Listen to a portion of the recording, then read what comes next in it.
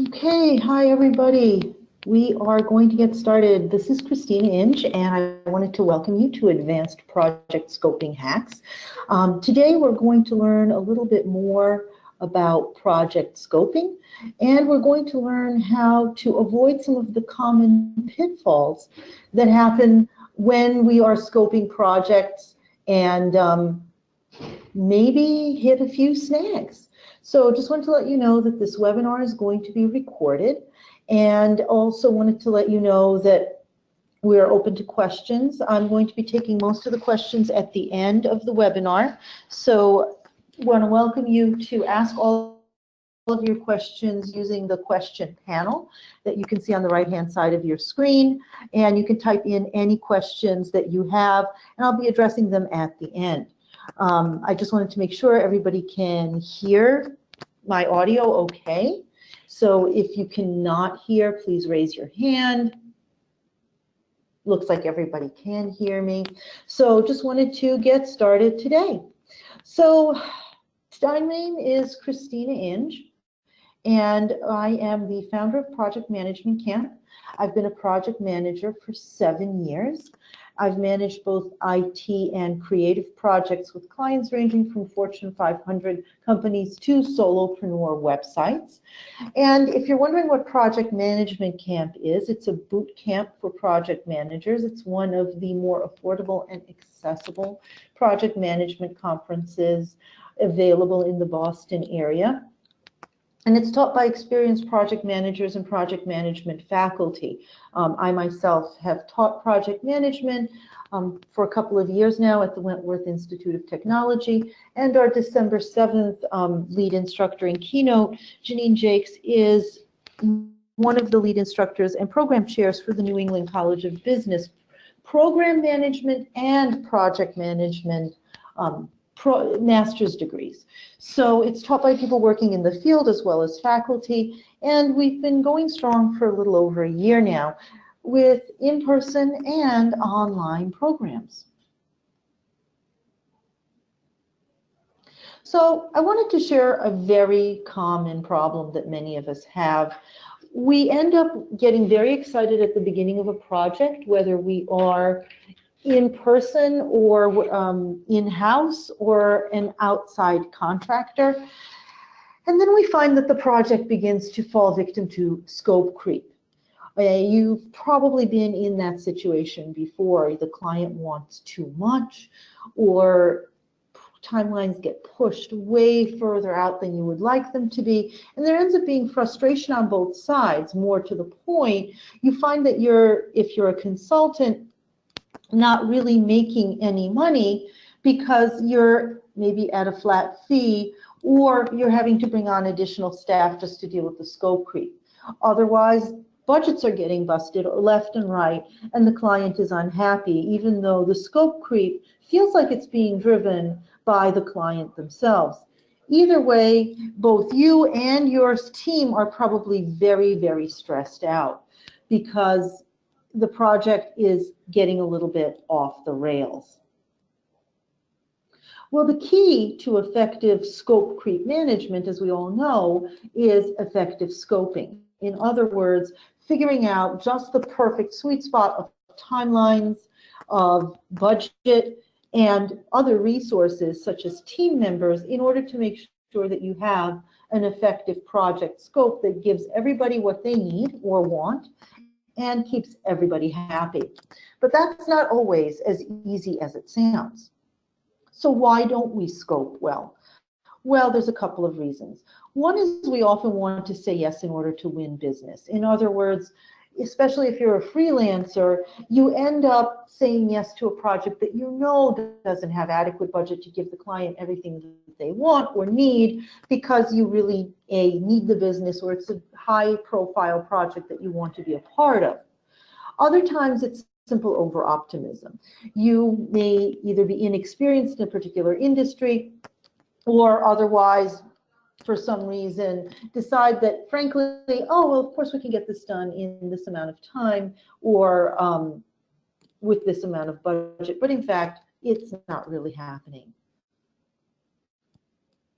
Other times, maybe you just devalue your work, or you have trouble saying no to a client who's particularly, say, aggressive in their demands. So I wanted to open it up at the moment to a little bit of a poll and ask people in the audience, have you ever experienced scope creep? And if so, what has led to that scope creep?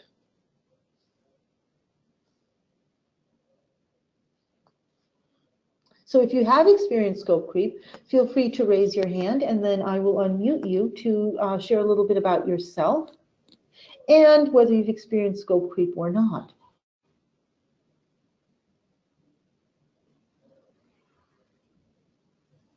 Okay, I see a hand raised. Jean, what has your experience been with scope creep? Hi, Christina. I'm currently working with a client who defined the project, and then, we got lots of it done, and then they changed their mind about what they think the project is supposed to be, and now it's twice as big as what they have. And then they changed the design, and then they decided, oh yeah, no, we're not sure we like that. So it's been a moving target trying to pin them down of what we want to do. Absolutely, a very, very familiar situation. And sometimes you do end up scoping out a project perfectly well, and the client just, as you said, just turns into a moving target. Or, and we're going to address this as we go through the slides, maybe the problem was initially that you didn't ask enough probing questions of the client, and it just sort of got out of control. But again, the client turning into a moving target is sadly familiar, I think, for many of us. Has anybody else had any experience, just really quick, with scope creep?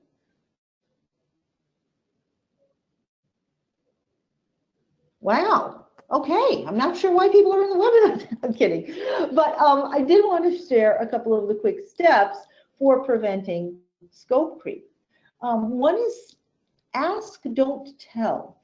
So to Jean's point, sometimes the project turns into a moving target because maybe I didn't ask enough questions at the beginning. So ask your client a lot of questions. Who are the stakeholders is often a really good one, because oftentimes the reason you end up with scope creep is because there are stakeholders hiding in the wings that you didn't even know about. And they come in maybe halfway through the project and they start basically saying, oh, well, change this or change that. And your first thought is, who is this person? So one of the #1 things I often recommend in terms of scope creep prevention is to ask if there are any stakeholders currently not present in the room. When are we going to see them and what's going to happen with them? Because that can often be the difference between a badly scoped project and one that goes perfectly well, is finding out that there's more stakeholders than you were aware of. The other thing is we often have a lot of questions and we don't ask them because, again, we're so eager to sign up the client, and or we end up, frankly, simply forgetting to ask all of these questions. So I always say ask, don't tell. In terms of having a questionnaire and asking the client by default a huge number of questions. So one thing is, we often are so eager to solve the client's problems that we end up basically just telling them what they need, telling them what they want, and they'll start to nod and they'll say, hey, that sounds great, that sounds awesome. But what that ends up being is there's often needs that are not articulated in the process of scoping out a project because we're so eager to tell the client where our solution for them is. And we don't listen when it turns out that maybe they had a bunch of other needs. And again, sometimes the client doesn't know what their needs are, and they will tell you what the scope should be and tell you what the project is. And it turns out that that's not the project at all. And if you had asked them some probing questions, you wouldn't be in this situation. So make sure that you have a questionnaire that asks a huge number of questions of the client. Who are the stakeholders is obviously one of them, but you also want to ask things like, what is your end goal with the project? And you might have to ask it multiple times of multiple stakeholders, because they might end up saying, oh, well, we just need a simple blah. But in fact, they need something much more elaborate, which is only going to happen as you start to see their materials and they start coming in. So also demand to see all of their materials up front. And if they say, oh, well, we don't even have all of our materials, that can be a big red flag that you're not getting the information you need to scope the project out.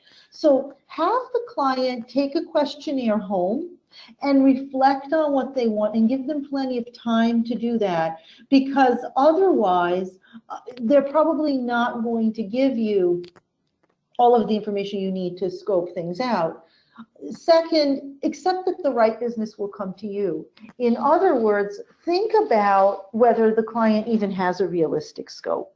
Because especially if you are freelance, and especially when you're just starting out, you might be tempted to take whatever projects come your way, and some of them, frankly, are going to be not the right thing for you. There's going to be the person with $2,000 for which they need to build out an e-commerce site, if you're building a website, and it's got 6,000 products in it. Well, that's not realistic. Oh, and they have 2 weeks.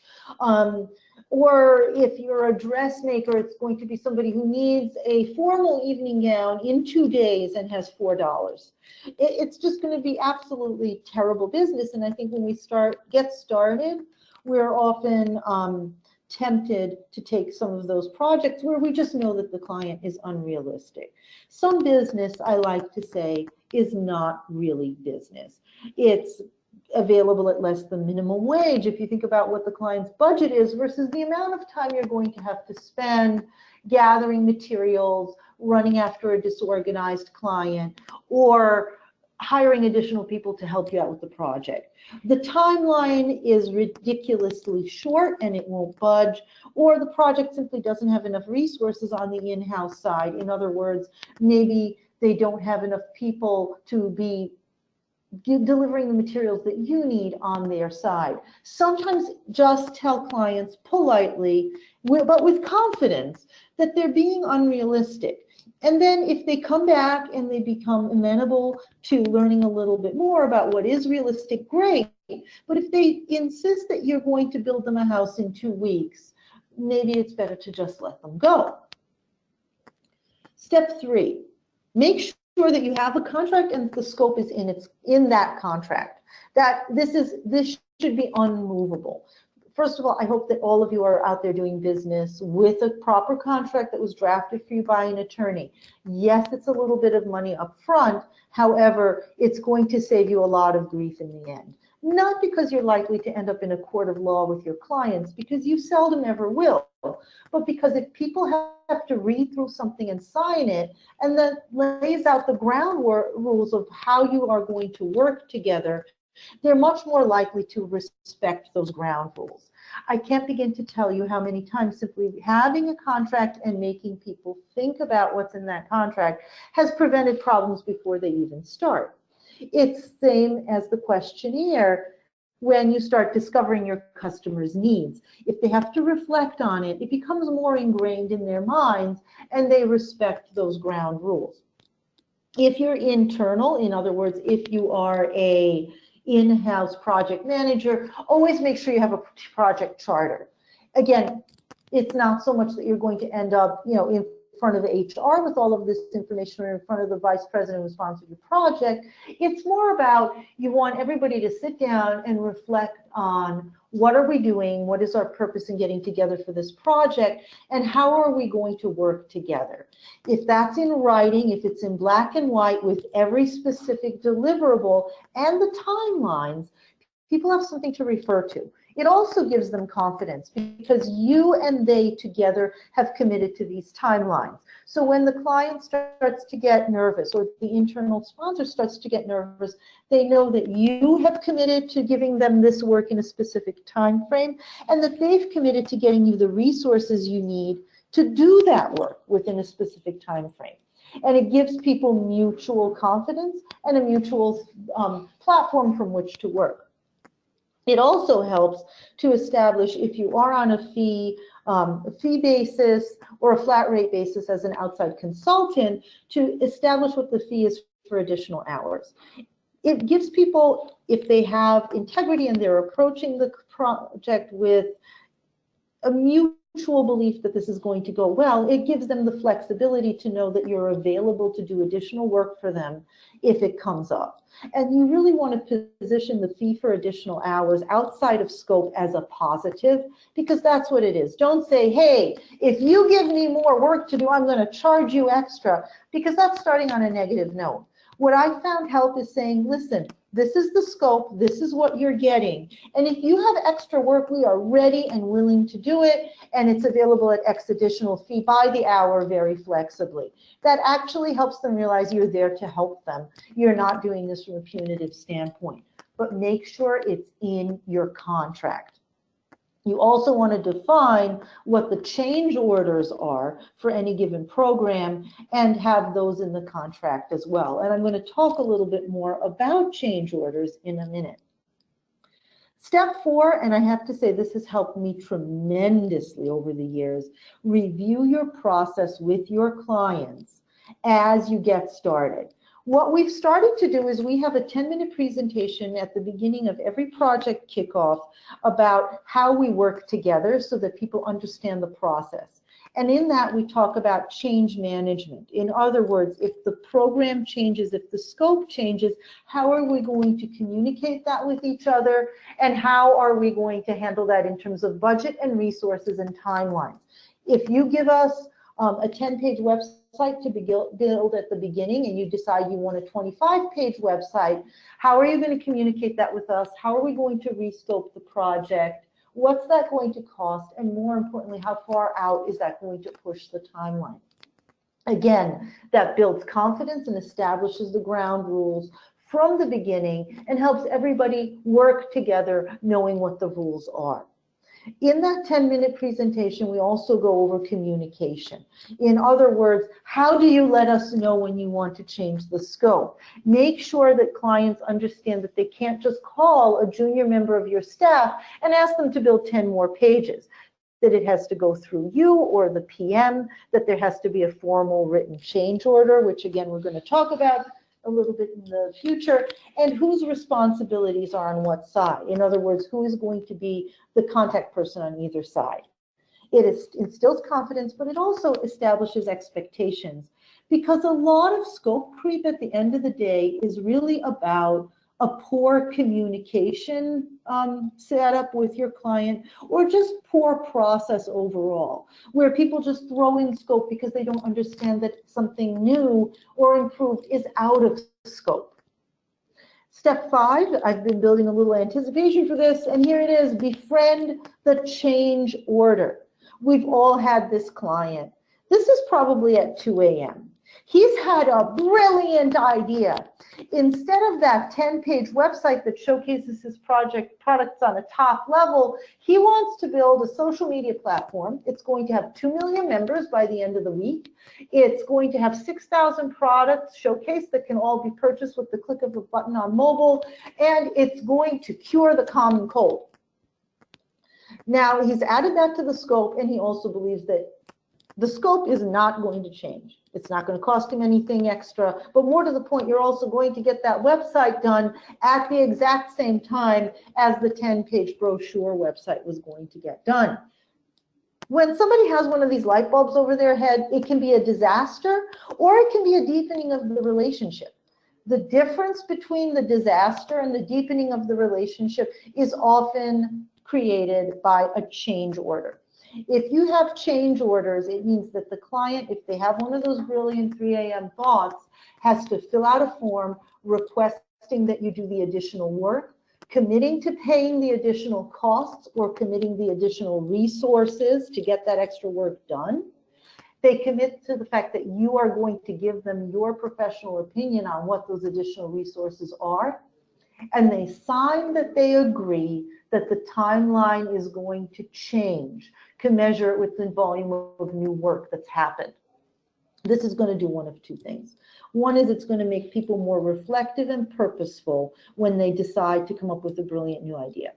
If you say yes to every brilliant new idea and there's no consequences to the client because you want to please them, if they're always asking for more and giving you more to do and you're always just saying yes and it's always free and you're staying up late at night to get it done for them, they're just going to keep piling on the things, and soon you're making less than minimum wage. And it doesn't mean that the client is deliberately trying to take advantage of you. It simply means that you're just always saying yes. And so the client thinks that every time they get a thought at 3 in the morning, they can give it to you and you'll just make it happen and you're just some kind of magic fairy. And you are a magical consultant. However, they have to be reflective and purposeful, or all sorts of random things are going to get thrown on to you. One of the most common things that I see with clients is that they'll ask for you to do something because it's just a sort of random thought and it seems like it could be a good idea. And then at the end of the day, they decide, you know what, it's really not that important after all. But meanwhile, you've run around and you've done that work. Why? Because you didn't make them sign a change order. If they have a change order, it means that they have to really sign and commit that, yes, I want you to do this extra work. I'm willing to put money and time and resources behind it, and I really want this to happen to the point that I'm willing to commit something to it as well. Even if you are an internal project manager and it's not the person creating the change order who has to commit the budget or the resources, but they're just an internal stakeholder, merely the fact that they have to fill out a form, think about it, and specify what their changes are rather than randomly shooting you Slack messages saying, hey, wouldn't it be great if we did this, means that there's a little bit of a speed bump in the way of just creating random scope creep. They have to think about it, they have to be purposeful about it. Every change becomes a change order, and that's the way it is. So I see a question cropping up. Can you show your change form or email me one? Absolutely. I am going to share in the follow-up email a couple of samples change orders as well as a couple of sample scopes of work that you are very welcome to use, because that has been tremendous for us. So step 6, work on your communication.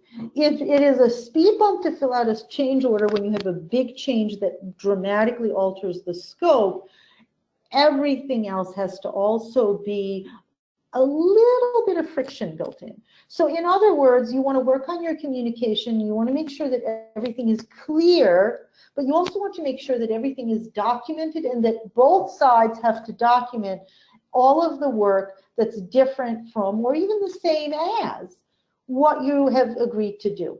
Make sure that you use some kind of project management or team communication platform like Slack or Asana, or at the very least, when people start asking you for things, or if you ask your client for additional feedback or clarification, make sure that you use email. But always get everything in writing, because when scope creep happens, it's often because it turns into a she said, she said.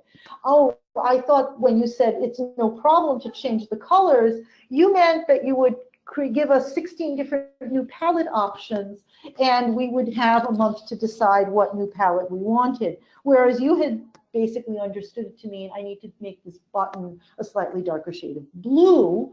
And at the end of the day, there's been a miscommunication where the client thought that they were getting much more scope than you understood it to be. So make sure every meeting has notes.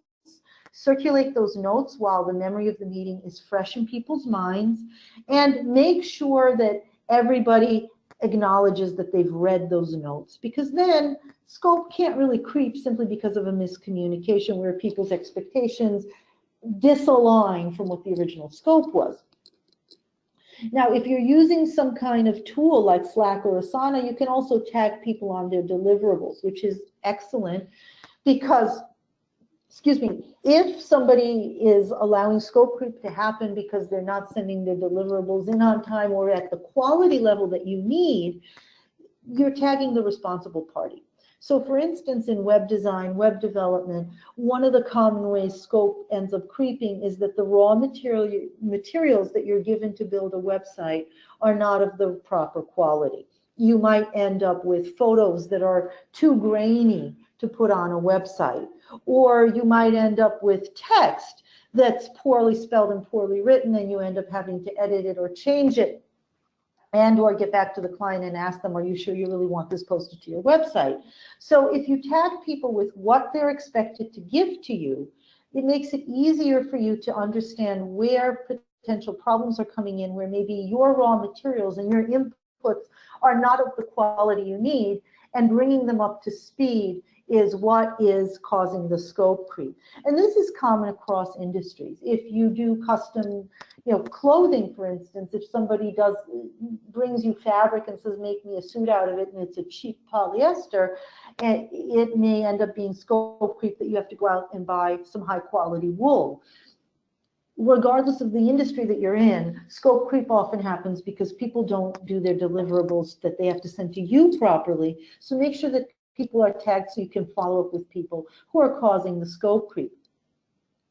Whenever new chargeable scope is added, if you're using email or project management software, it's an easy way to document when did this happen, who introduced it, and did we properly respond with scoping it out.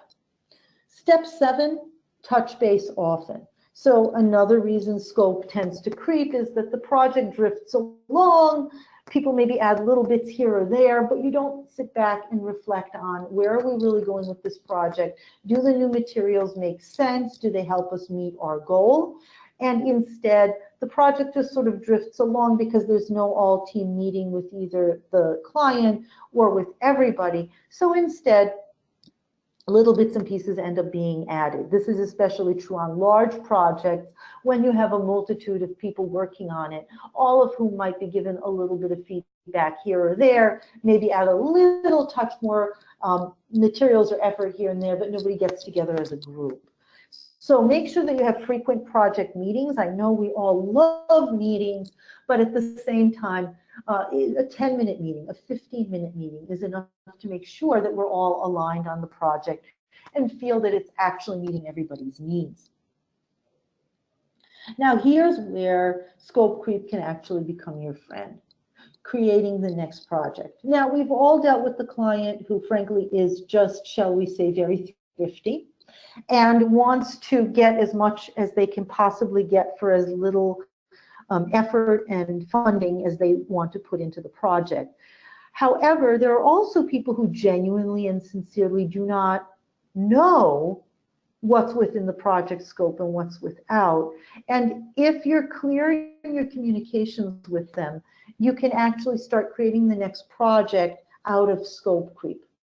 So in other words, if somebody hires you to build that 10-page website and they decide that they actually also want a fully fledged social media platform, if they're a bad client, you might just have to let them go because they'll want it for the same price and in the same timeline. However, if it's truly something that's a changing priority and they've come up with a new idea, you might be able to tell them that's a wonderful idea.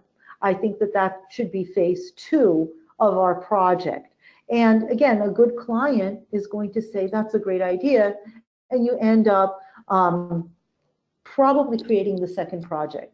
But in order to have that happen, you have to have a very strong relationship with the client, and 2, have clear communication, including solid evaluation time when you sit down with the client and talk about where's the project heading.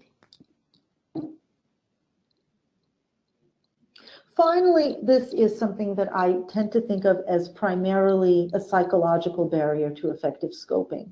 Know that you and your team are worth it. Again, going back to the initial reason why we sometimes end up under-scoping a project is that we don't have enough confidence in our own work, and so we will say yes to something because we don't have the confidence in ourselves to know that better is just around the corner.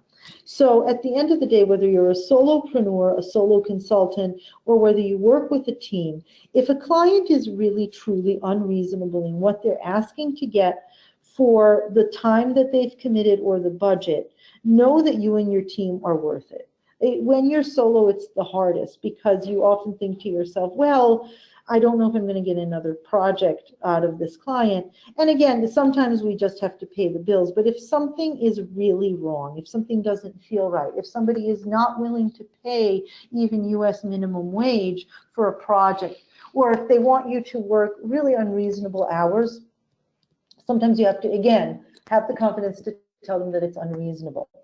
Two things are going to happen. Half of the prospective clients are going to walk away because their expectations are just out of line with what's reasonable, and they just need to be more educated to the market. However, half the time people genuinely need to be educated by you as to what is a reasonable timeline, the reasonable scope of work. And if you don't have the confidence to do so, and you're just saying yes, you might end up unconsciously resenting a client who sincerely did not understand how complex the work that they're asking for is.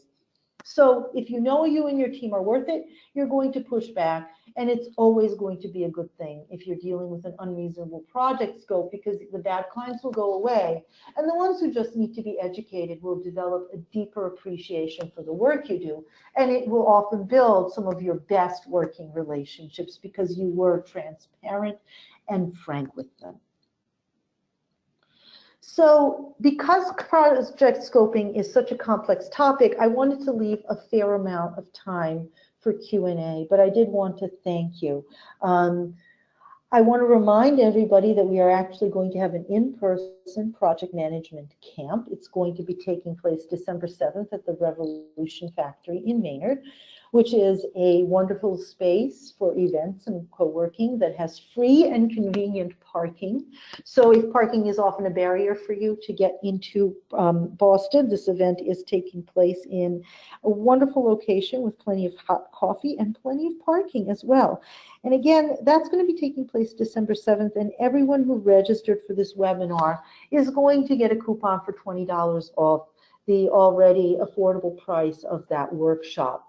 And it's going to be a day-long event with project managers across the board, from IT to corporate work, talking about best practices in everything from scoping to team management to the best tools and technology like Asana and Slack that they're using to manage their projects. So we hope to see you there as well.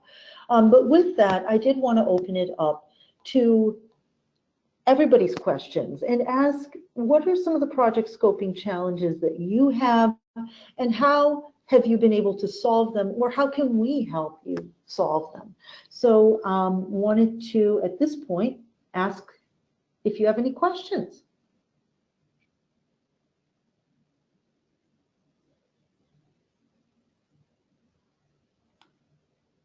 So again, seeing the same question about the change management form, and that is going to be made available as a resource. So there will be a change management form emailed out as a resource.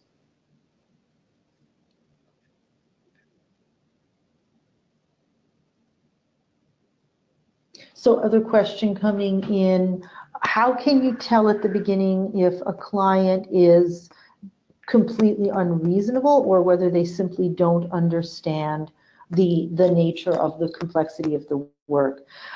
I think that that's where the questions come in, the questionnaire, and also having a bit of pushback.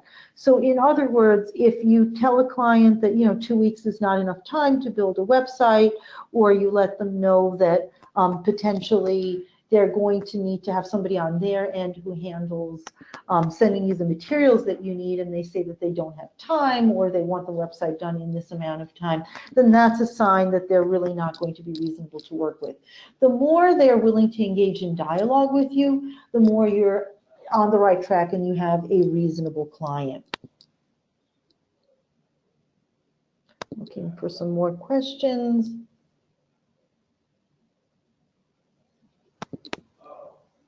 Do you need a formal project charter, or are emails enough of a paper trail? Very good question. It's not really a paper trail. You do need that paper trail, but much more to the point, what you need is for everybody to sit down and be purposeful and reflective about what the scope of the project is. Emails are great for a quick, short project to just tell people, hey, this is what we're working on. is this okay? But you're not really looking to just cover yourself. You're looking to make the client sit down and think about how much a particular aspect of the project or the scope is a priority, and really connect with what their needs are and what their goals are. So that's why a project charter is not only important and really isn't replaced by emails that are just more for documenting what happened, but I would urge you to actually involve your client very closely in writing that charter. And if you're in-house, making sure that all of you together write that charter and collaborate on it together.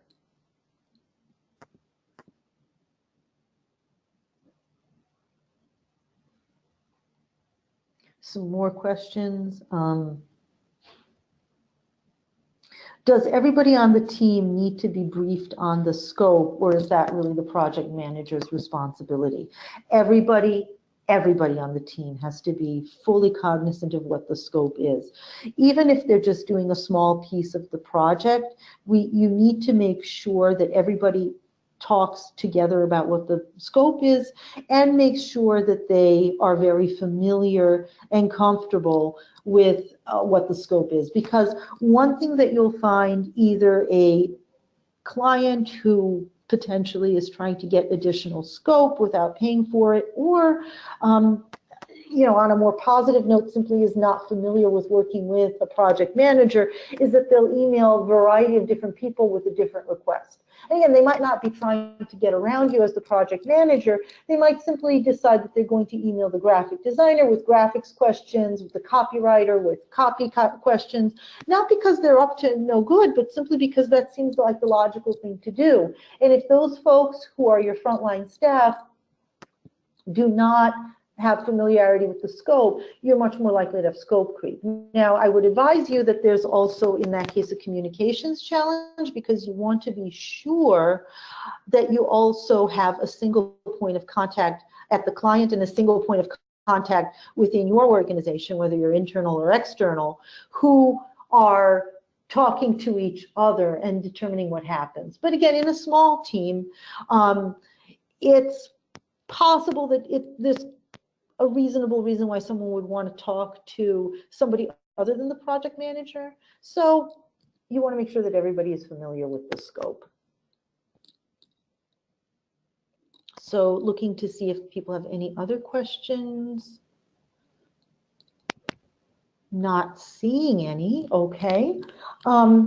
So again, wanted to remind everybody that Project Management Camp is going to be taking place December 7th at the Revolution Factory in Maynard. You're going to get notification of this soon, and that this webinar again was recorded. So we encourage you to, if you want to take a look at it again, you can certainly do so, or share it with a friend or colleague who could benefit from it. We will be sending out the recording. Oh, I am seeing an additional question.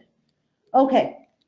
One of the tricky things about scope creep is that it often happens in tiny increments. A minor text edit, a hyperlink change, an image swap.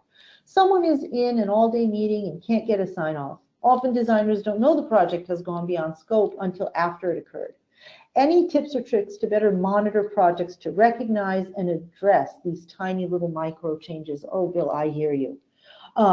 That happens so often, and again, these tiny micro changes get you right up to the edge. As you say, you are about to go beyond scope. One of the things that I found, and it's very tough to enforce if you have a team that's in multiple places, or indeed a team at all, is have every little change placed in Asana. If it's something that's a tiny tweak, though, I hear you. If someone says, oh, can you move the button to the left, change this link, I gave you the wrong link, I gave you the wrong text, and you have to change it again and again, that just keeps the scope creep going. One of the things we do in our kickoff meeting is we coach the client on what consists of a round of revisions, and we limit them to 2 rounds of revisions. We literally say any set of changes delivered within 1 working day, even if it's 6 people sending us 10 emails, that will all consist of 1 round. We will summarize it into 1 document, and then we'll make all of those changes at once. And if you send us an email the next day, that's already a different round of revisions. And once you've used up your 2 rounds of revisions, everything else is a change order. It sounds draconian, but it's what I have found is the only thing that stops the bleed. Because if somebody emails the graphic designer and says, I want to change the color on this font, then they email one of your front-end developers and they change a link. It's a ton of little micro changes. So what I do is I coach the client in the concept of the round of revision. And I enforce this is 2 rounds, that's it. What that will also have them do is if they have to, again, it's the same as a project charter or even filling out the proper change order, they sit and think, do I really need this change? Or am I just futzing around? Because oftentimes people just want to see things with a different color and a different design and a font, that's all fine. But if you didn't make an actual mistake, always count that as a round of revision and hold them to 2. And again, it's difficult, but you have to get your whole team to hold an iron line and say, this is a round of revisions. Are you sure you want to use that round on a single font change? Coach them to say that.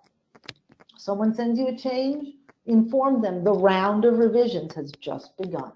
Do you have additional changes while I'm going into this site, or do you really want to blow this whole round of revisions on this one change? 90% of the time the client says, oh, wait a minute, I'm going to take a closer look at the site and I'll get back to you with a list of all of the things that I want changed. And lo and behold, a week later, they present you with a beautiful list, sometimes even in order of priority. It's all those magic words. Do you want to use up one of your rounds of revisions? So again, sounds draconian, but it's all I got.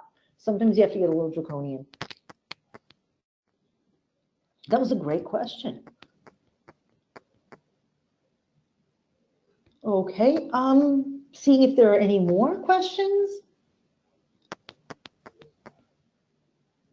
Okay, it sounds like we don't have any additional questions. So what I'm going to do is I'm going to send everybody the recording of this webinar with the slides and with a sample attached scope and change order that you can feel free to use, as well as more information on Project Management Camp. And if you are a project manager and you're interested in sharing your knowledge at Project Management Camp, we welcome speakers both experienced and novice, and we welcome you to submit an idea for Project Management Camp. If your idea is chosen and you give a session, you will get a free ticket not only for yourself, but for 2 other colleagues, as well as the eternal gratitude of Boston's project management community. Again, I want to thank you for attending today's webinar. My name is Christina Inge, and I hope to see you at Project Management Camp in December and see you online. In the meantime, take care and thank you very much for coming out.